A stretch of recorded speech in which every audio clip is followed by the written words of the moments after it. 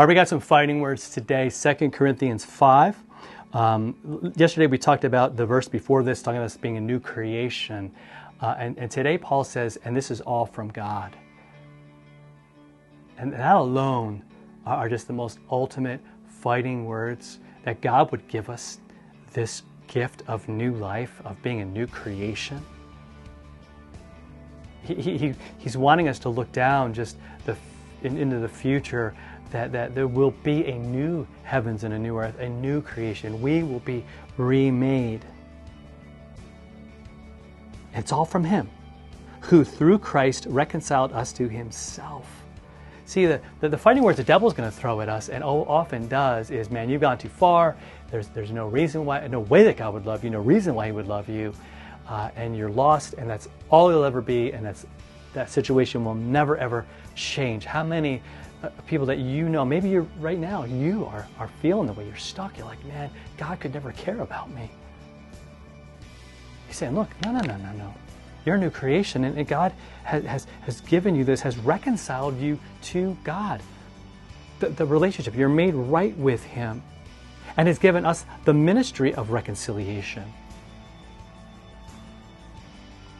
Because the devil, again, some of his fighting words are that you don't have a purpose, you don't matter, there's no point to your life.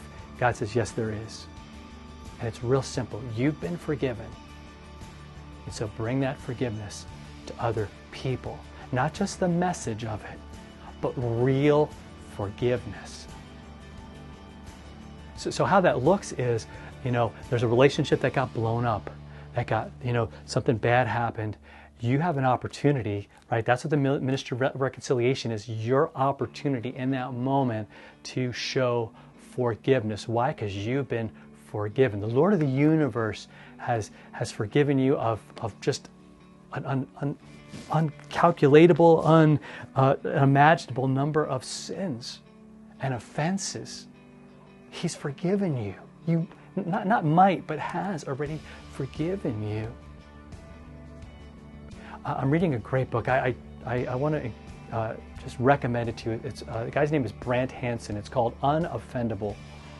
And so helpful. I just finished it this morning before shooting, and he's talking about the fact, again, what if we were unoffendable?